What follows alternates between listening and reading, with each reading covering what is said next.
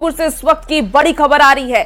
कदमा के marine drive में चलती कार में भीषण आग लग गई। देखते ही देखते आग ने विकराल रूप ले लिया। घटना में पूरी तरीके से आग में जलकर कार जो है वो खाक हो चुकी है। आपको बता दें कि कंकाल में तब्दील हो गया है ड्राइवर। तो बड़ी खबर आपको बता रहे हैं और ये एक्सक्लूसिव तस्वीर भी दिखा रहे हैं। देखिए किस तरीके से कार में आग लग गई। जानकारी के मुताबिक सिलेंडर रखकर एसी गाड़ी में चल रहा था और व्यक्ति सीट बेल्ट लगाया हुआ था। सिगरेट पीने और सिलेंडर लीकेज होने की वजह से ये ब्लास्ट हुआ, जिससे पूरी कार जलकर खाक हो गई। सुबह 5 बजे की घटना बताई जा रही है। घटना के बाद पूरे मरीन ड्राइव में अफरा तफरी का माहौल देखा जा रहा था। तो तस्वीरें आपको टीवी स्क्रीन पर दिखा रहे हैं, जहां 2 तस्वीरें देखिए। एक वो तस्वीर है जब कार में आग लगी, दूसरी तस्वीर जो कार है वो जलकर खाक हो चुकी है और इसमें जो ड्राइवर बैठा था उसकी भी मौत हो गई है, झुलस गया वो। और उसके बाद अफरा तफरी का माहौल उस जगह पर देखा जा रहा है। तो ये एक्सक्लूसिव तस्वीर दिखा रहे हैं आपको, जहां सिलेंडर ब्लास्ट होने की वजह से ये आग लगी है। ये जानकारी मिल पा रही है। चलती कार आग का गोला बन गई है और उसकी भी तस्वीर आपको हम टीवी स्क्रीन पर दिखा रहे हैं। पूरी तरह से जली हुई और क्षतिग्रस्त अवस्था में पाई गई, जैसा आप लोग भी देख रहे हैं। और ड्राइविंग सीट पर एक व्यक्ति जो बुरी तरह से झुलसी हुई स्थिति में उनकी बॉडी थी, जिसकी कोई भी पहचान होने का तरीका नहीं था। और आगे वाली सीट पर ही एक गैस सिलेंडर, वह भी क्षतिग्रस्त अवस्था में दिख रहा था। फिर प्रारंभिक जांच और अनुसंधान करते हुए रजिस्ट्रेशन नंबर के आधार पर इसके स्वामित्व का पता लगाया गया और फिर कड़ी से कड़ी जोड़ते हुए हम लोग गाड़ी के मालिक तक हम लोग पता लगाए। उनके विषय में जानकारी मिली कि सुनील अग्रवाल नामक व्यक्ति हैं जो विजया हेरिटेज में रहते हैं। जमशेदपुर के कदमा थाना क्षेत्र में एक बड़ी घटना हुई है। आप देख सकते हैं कि दर्दनाक घटना, जहां i20 कार है और कार में देख सकते हैं कि जिस तरह बताया जा रहा है कि गैस सिलेंडर था और ये गैस सिलेंडर ब्लास्ट होता है और उसके बाद ये कार पूरी तरह से आग के गोले में तब्दील हो गई है। वहीं या आग लगी है या लगाई गई है, ये किसी की साजिश तो नहीं। तमाम बिंदुओं पर पुलिस जांच कर रही है, मगर जमशेदपुर के कदमा थाना क्षेत्र के मेरिन ड्राइव जो ये है, यहाँ से स्टार्ट होता है, वहाँ पर एक बड़ी घटना हुई है। देख सकते हैं पूरी तरह से ये i20 कार जो है वो पूरी तरह से जलकर राख हो गई है। हालांकि इसमें एक दिखाने का प्रयास करूंगा कि एक छोटा सिलेंडर जो है वो ब्लास्ट होने का जिस तरह अनुमान लगाया जा रहा है कि ये सिलेंडर ब्लास्ट हुआ है और उसके बाद जो है कार पूरी तरह से आग के गोले में तब्दील हो गई। हालांकि व्यक्ति ने अपनी जान बचाने का प्रयास भी किया था, गेट खोलने का प्रयास किया, मगर गेट जो है वो पूरी तरह से लॉक हो गया और आग की चपेट में पूरी तरह से ये जलकर राख हो गए। हम लोग तो बस अभी आए हैं, देखेंगे कि पूरा आग लगा हुआ गाड़ी में, बस वही देखे रहे थे हम लोग। पहचान हो पाई है? नहीं, अभी तक तो कुछ नहीं, कुछ घर लगा, कुछ पता नहीं लग रहा। बहुत हमको लग रहा 5 बजे से लगा है, जैसा सुनने मिल रहे हैं आदमी से। अभी तक कुछ ऐसा कुछ खबर नहीं, किसी घर वाला भी नहीं आया अभी तक। बस ये भीड़ ही लगा हुआ है, वही देख रहे हैं। बहुत दर्दनाक, देख के अजीब लग रहा है। जब आग बुझी उसके बाद देखे कि वहाँ लोग जले हुए हैं। वहाँ पे बहुत दर्दनाक घटनाएं हुई है। अंदाजा आप लगा सकते हैं कि ये काफी दर्दनाक घटना है। हालांकि पूरी तरह से यहाँ पर पुलिस मौजूद है और जांच कर रही है कि आखिर कौन व्यक्ति है, इसकी कहाँ के व्यक्ति है, इसकी पहचान में पुलिस जुटी हुई है। आप देख सकते हैं कार में पूरी तरह से इस युवक की जो है जलने से पूरी तरह से मौत हो गई है। पूरा शव जो है वो कंकाल के रूप में तब्दील हो गया है। फिलहाल पुलिस जो है इस पूरे मामले की जाँच कर रही है कि आखिर कैसे आग लगी, कैसे सिलेंडर फटा। पूरी तरह से हर बिंदुओं पर पुलिस जांच कर रही है और जो व्यक्ति मरे हैं उनकी भी पहचान के लिए पुलिस लगातार जो है कार्रवाई कर रही है। न्यूज़ 18 के लिए जमशेदपुर से आशीष कुमार तिवारी। और लातेहार से इस वक्त की बड़ी खबर आ रही है, जहां चंदवा थाना क्षेत्र के तुरीसूद जंगल में नक्सलियों ने उत्पात मचाया है। कोयला जांच कर रहे कंपनी पर धावा बोला, मशीन समेत लगभग आधा दर्जन वाहनों को भी आग के हवाले कर दिया है। सूचना के बाद बालूमाथ डीएसपी विनोद रवानी पुलिस बल के साथ मौके पर पहुंचे और नक्सलियों के विरुद्ध सर्च अभियान चलाया। जानकारी के मुताबिक आपको बता दें कि कंपनी के साइट पर पहुंचकर नक्सलियों ने पहले फायरिंग की और उसके बाद नक्सलियों ने कार्य कर रहे लोगों से पूछा कि किसके आदेश पर काम कर रहे हो। फिर 2 ड्रिलिंग मशीन समेत 6 वाहनों को आग के हवाले कर दिया, जिससे क्षेत्र में दहशत का माहौल कायम हो गया है। और ये तस्वीरें भी आपको दिखा रहे हैं। देखिए किस तरीके से जो कुछ सामान है और जो गाड़ियां वहां पर मौजूद थी उसे आग के हवाले नक्सलियों ने कर दिया है। तो लातेहार से आपको ये बड़ी खबर बता रहे हैं, जहां नक्सलियों का हमला हुआ है। घुसा, उसके बाद ऐसे आके सबके मोबाइल से जब्त किया। अच्छा। मोबाइल जब्त करके उस सबके बोला साइड हो जाइए, हम लोग बनाते हैं, अब इसे बनाते हैं। कितने लोग थे? 8-10 आदमी यहाँ थे, हथियार के साथ थे? सब सामान के साथ। जानकारी के साथ न्यूज 18 संवाददाता विकास तिवारी हमारे साथ फोन लाइन पर जुड़ गए हैं। विकास, लगातार एक नक्सलियों की तरफ से अलग अलग जगहों पर हमला किया जाता है, अलग अलग तरीके से हमला किया जाता है। फिलहाल प्रशासन की तरफ से क्या कुछ कदम उठाए जा रहे हैं नक्सलियों को पकड़ने के लिए? जी बिल्कुल, ये लातेहार जिले के लिए बड़ी बात हो रही है कि लगातार ये तीसरे दिन 3 दिन पहले भी मफुआडर थाना क्षेत्र में नक्सलियों ने उत्पात मचाया था। एक मुंशी को, साइट पे काम कर रहे मुंशी की हत्या कर दी थी और वाहनों में आग लगाया था। वहीं आज दूसरी ये घटना है, बड़ी घटना है कि कोल कंपनी जो है, कोयला कंपनी जो जांच कर रही थी कोयले की, उस कंपनी पर धावा बोलकर नक्सलियों ने बड़ी नुकसान दी है, बड़ी चुनौती दी है पुलिस को कि इतनी बड़ी घटना को अंजाम लगातार दे रही है जिला में विभिन्न थाना क्षेत्रों में। तो काफी यह अपने आप में पुलिस को चुनौती है।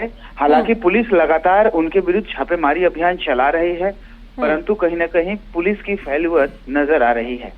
विकास, क्या गाड़ियों के साथ साथ क्या किसी शख्स को भी नुकसान पहुंचाया नक्सलियों ने, कोई जानकारी? जी नहीं, गाड़ियों वहां पे नक्सली जैसे ही पहुंचे तो सबसे पहले जो वहां पे कार्य कर रहे कर्मियों को किनारे जाने के लिए बोला। उन सभी कर्मियों का मोबाइल अपने पास रख लिया। ठीक है। और उसके बाद घटना को अंजाम दिया। विकास, आप नजर बना के रखिए, अपडेट आपसे लेंगे। बहुत शुक्रिया जानकारी के लिए। और इसी बीच एक और बड़ी खबर सामने आ रही है, जहां अनुराग गुप्ता के डीजीपी बने रहने पर संशय बरकरार है। झारखंड सरकार के पत्र से केंद्रीय गृह मंत्रालय सहमत नहीं है। केंद्र ने झारखंड को फिर चिट्ठी लिखी है। सूत्रों के मुताबिक जो जानकारी सामने आ रही है वो ये कि केंद्रीय गृह मंत्रालय ने राज्य के मुख्य सचिव को पत्र लिखा है। कहा कि अनुराग गुप्ता की नियुक्ति डीजीपी पद पर नियमानुसार नहीं होनी चाहिए। केंद्र ने अनुराग गुप्ता को 30 अप्रैल को माना सेवानियुक्त। और आपको बता दें कि केंद्र ने इस पत्र पर राज्य सरकार फिर भेज सकती है जवाब। राज्य सरकार का फैसला नियम के अनुसार फिर से जानकारी दी जाएगी। और 22 अप्रैल को केंद्रीय गृह मंत्रालय की ओर से मुख्य सचिव को भेजा गया था पत्र। नियुक्ति को नियम संगत नहीं बताते हुए 30 अप्रैल को सेवानिवृत्ति करने का आदेश दिया था। और 30 अप्रैल को राज्य सरकार की ओर से नियुक्ति को सही बताते हुए केंद्र को तो पत्र भेजा गया था। आपको बड़ी खबर बता रहे हैं, डीजीपी अनुराग गुप्ता को लेकर के ये बड़ी खबर सामने आ रही है। केंद्र ने इसे नियम के अनुसार नहीं माना है। और जमशेदपुर से एक और बड़ी खबर आ रही है, जहां एमजीएम अस्पताल में हादसे का एक मामला सामने आया है। बता दें आपको कि छत धंसने से फंसे थे 15 मरीज, 12 का रेस्क्यू किया गया सकुशल। 2 मरीज की हादसे में मौत हो गई। एक मरीज के रेस्क्यू में टीम अभी जुटी हुई है। बड़ी लापरवाही की जांच हो रही है कि किस वजह से ये हादसा हुआ है। डीसी की तरफ से जांच की जा रही है। स्वास्थ्य मंत्री भी जमशेदपुर पहुंचे हुए हैं। इरफान अंसारी भी जमशेदपुर पहुंचे हैं। बड़ी खबर आपको जमशेदपुर से बता रहे हैं। और ये 3 तस्वीरें भी टीवी स्क्रीन पर आप देख पा रहे होंगे। देखिए किस तरीके से छत गिरी और छत गिरने से 2 लोगों की मौत हो गई है। माननीय मुख्यमंत्री हेमंत सोरेन जी के निर्देश पर हम लोग आए हैं। उन्होंने मुझे और हमारे जो विभाग की जो सेक्रेटरी हैं अजय कुमार जी को भेजा है। यहाँ स्थानीय विधायक जी भी हैं, डीसी है, एसपी है, जिला प्रशासन है, यहाँ तेजी से लगे हैं, विभाग भी लगा हुआ है। जो जानकारी मिल रही है कि पुरानी बिल्डिंग है और जो स्थिति आप लोग भी देख रहे हैं, हम लोग भी देख रहे हैं, नया मेडिकल कॉलेज बन गया है। तो हमारे विभाग का फोकस नया मेडिकल कॉलेज में था। पीछे का बिल्डिंग है, पीछे का पार्ट है, काफ़ी पुरानी बिल्डिंग है। तो जो घटना घटी है, हम लोग आए हैं और घटना तो कोई अंजाम नहीं दिया। ये तो और आप जान रहे हैं कि पुरानी बिल्डिंग थी, काफ़ी पुरानी बिल्डिंग थी और गिर गई। तो हम लोग उसी क्रम में हम लोग भी हैं, आप लोग भी यहाँ आए हैं एक संवेदना प्रकट करने के लिए। लेकिन हमारा विभाग चौकस है। हम लोग ने निर्णय लिया है कि जो पीड़ित परिवार हैं, आदरणीय मुख्यमंत्री हेमंत सोरेन जी के निर्देश पर 5 लाख रुपया पीड़ित परिवार को हम लोग देने जा रहे हैं। और जो लोग घायल हैं उसको 50-50 हजार रुपया हम देंगे। और देखिए, एमजीएम हादसे को लेकर के बाबूलाल मरांडी और चंपाई सोरेन ने दुख व्यक्त किया है। बाबूलाल मरांडी ने सोशल मीडिया एक्स पर पोस्ट किया है और लिखा है कि जमशेदपुर स्थित एमजीएम अस्पताल का एक हिस्सा गिरने के कारण कुछ लोगों के हताहत होने की घटना बेहद ही दुखद है। जिला प्रशासन मृतकों के परिजनों और सभी घायलों को उचित मुआवजा प्रदान करे तथा इस घटना की उच्च स्तरीय जांच करे। हादसे के जिम्मेदार लोगों पर सख्त कार्रवाई होनी चाहिए। ईश्वर दिवंगत आत्मा को शांति प्रदान करे। सभी घायलों के शीघ्र स्वास्थ्य लाभ की प्रार्थना भी करता हूं। ये बाबूलाल मरांडी की तरफ से एक्स पर पोस्ट किया गया है। उन्होंने इस पर दुख जताया है और जल्द से जल्द मुआवजे की मांग भी की है। और इसके साथ ही आपको बता दें कि चंपाई सोरेन ने भी सोशल मीडिया पर पोस्ट किया है। सोशल मीडिया एक्स पर उन्होंने भी पोस्ट किया इस पूरी घटना पर और लिखा है कि जमशेदपुर के एमजीएम अस्पताल में बिल्डिंग का एक हिस्सा ढहने से 2 मरीजों की मौत एवं कुछ लोगों के घायल होने की दुखद सूचना मिली है। ईश्वर से दिवंगत आत्माओं की शांति एवं घायलों के शीघ्र स्वास्थ्य लाभ होने की कामना करता हूं और ये दुर्भाग्यपूर्ण है कि अस्पताल में अपना इलाज करवाने गए मरीजों के साथ ऐसी घटना हो गई। ये सिर्फ एक बिल्डिंग नहीं बल्कि ये पूरा सिस्टम ही कोलैप्स हो चुका है और ये सरकार पहले से ही ऐसे सरकारी भवनों का सर्वे नहीं करवाती बल्कि ऐसी दुर्घटनाओं के बाद जांच के नाम पर खाना पूर्ति करके चुपचाप बैठ जाती है, अगली दुर्घटना का इंतजार करती है। तो ये चंपाई सोरेन का भी पोस्ट आप तक हम पहुंचा रहे हैं। और इसी बीच आपको बड़ी खबर बताएं, जहां मेडिकल एंट्रेंस नीट यूजी की परीक्षा से जुड़ी हुई ये बड़ी खबर सामने आ रही है। आज देश भर में नीट यूजी की परीक्षा होने वाली है। दोपहर 2 बजे से शाम के 5 बजे तक परीक्षा होगी। आपको बता दें कि देश में कुल 5453 परीक्षा केंद्र बनाए गए हैं, जहां 22.7 लाख से ज्यादा छात्र इस परीक्षा में शामिल होंगे। बड़ी खबर आपको बता रहे हैं। रांची की अगर हम बात कर लेते हैं तो रांची में कुल 22 परीक्षा केंद्र बनाए गए हैं। तो आज नीट यूजी की परीक्षा होने वाली है। 2 बजे से 5 बजे तक ये परीक्षा चलेगी, जिसमें कि 22.7 लाख से ज्यादा परीक्षार्थी शामिल होंगे। और सिर्फ अगर हम रांची की बात कर लेते हैं तो कुल 22 परीक्षा केंद्र बनाए गए हैं। सुरक्षा के पूरे इंतजाम कर लिए गए हैं। इस बार कोई भी धांधली ना हो, इसको लेकर के सबकी नजरें इस बार नीट यूजी की परीक्षा पर टिकी हुई है।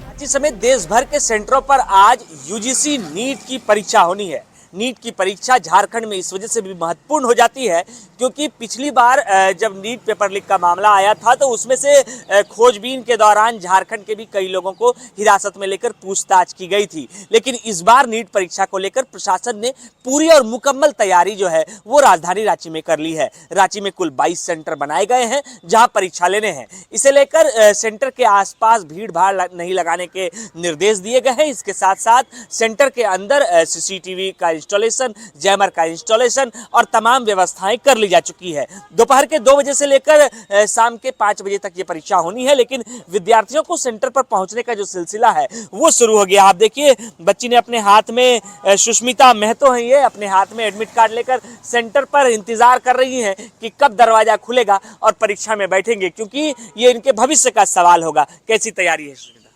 सर मेरा तो ऑनलाइन यूट्यूब से किए हैं तैयारी। इस साल मेरा फर्स्ट अटेम्प्ट है। पहली बार दे रही है? Yes sir. कैसे कैसे तैयारी रहता है? कितने घंटे पढ़ाई करती थी? सर 5-6 घंटा लगभग करते थे। डेली 5-6 घंटा करते? Yes sir. इस सेंटर में आज सुबह इतनी जल्दी पहुंच गए? 2 बजे से परीक्षा है?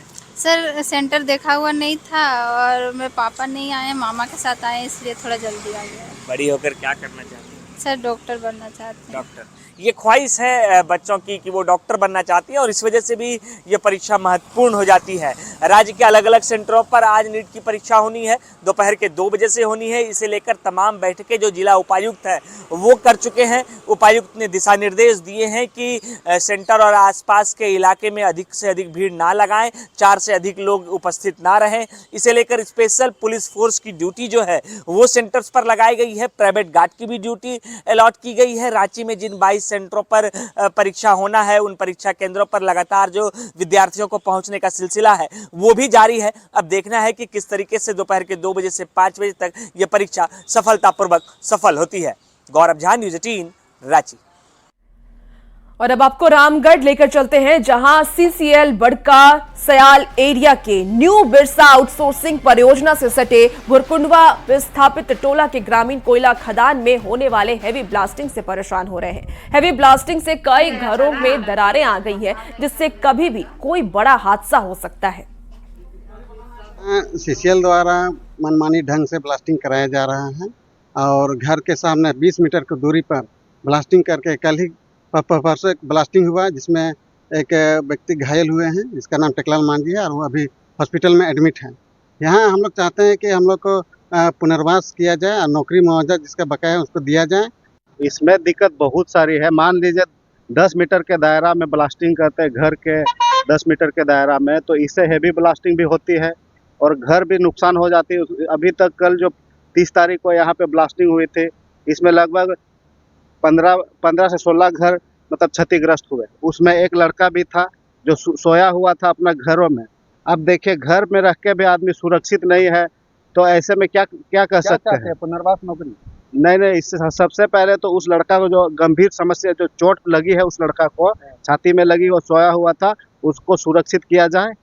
आए दिन भुरकुंडवा टोला में जो माइंस के बगल में जो घर है, ब्लास्टिंग होने के चलते हमेशा पत्थर उथर गिरते रहता है और उससे लोगों को बहुत ही क्षति पहुंच रहा है। क्या चाहते हैं?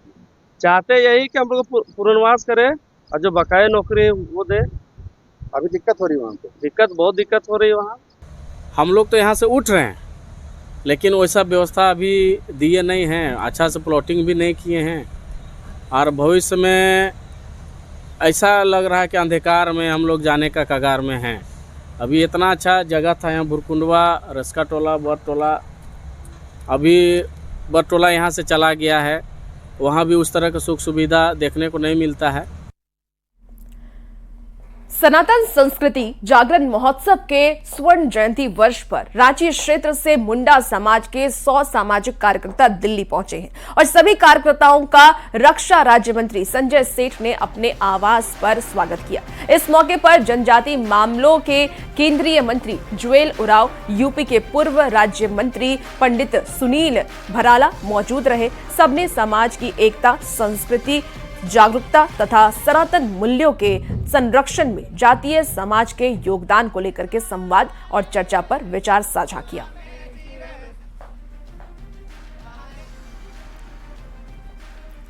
और पहली बार ग्राम संसद का आयोजन किया गया, जिसके जरिए ग्रामीण क्षेत्रों को सशक्त करने की पहल की गई।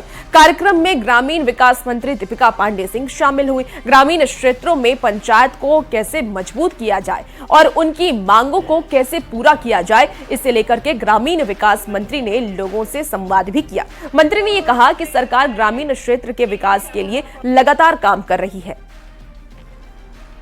बनने के बाद लोग पेंशन, राशन और आवास की परेशानियों से जूझ रहे थे।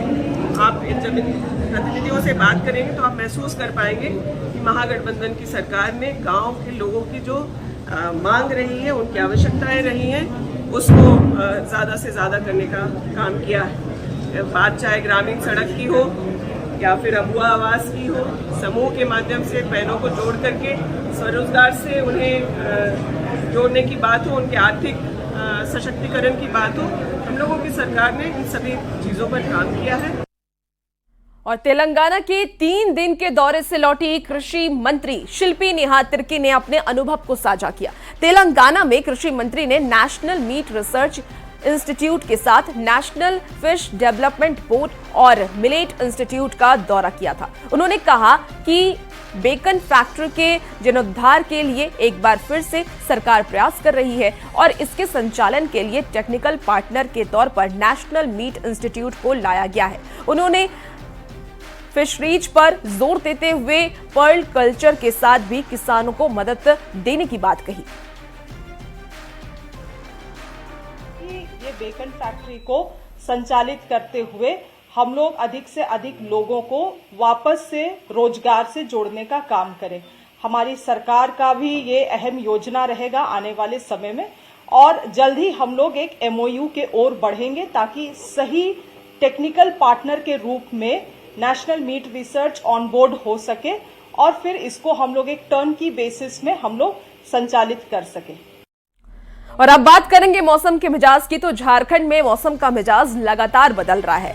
आज भी तेज हवा के साथ बारिश हुई है और अलर्ट जारी किया गया मौसम विभाग की तरफ से। मौसम विभाग ने 20 जिलों के लिए येलो अलर्ट जारी किया है। मौसम विभाग की माने तो राज्य के उत्तरी पश्चिमी यानी कि पलामू, गढ़वा, चतरा, कोडरमा, लातेहार और लोहरदगा को छोड़कर के बाकी जगहों पर आज मेघ गर्जन के साथ साथ 30 से 40 किलोमीटर प्रति घंटे की रफ्तार से हवा चल सकती है।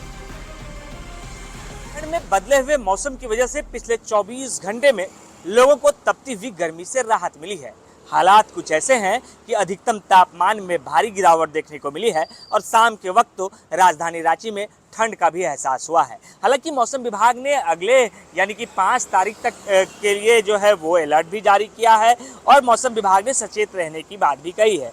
मौसम पूर्वानुमान की माने तो 5 तारीख को राज्य के कई हिस्से में जो तेज गति की हवा है वो चल सकती है। इसके साथ साथ मौसम विभाग ने अलर्ट भी जारी किया है कि इस दौरान लोग अपने घरों में रहें क्योंकि हवा की गति तेज हो सकती है। मौसम पूर्वानुमान की माने तो कल पश्चिमी सिंहभूम, सिमडेगा, सरायकेला में भी हवा की गति 30 से 40 किलोमीटर प्रति घंटा की रफ्तार हो सकती है।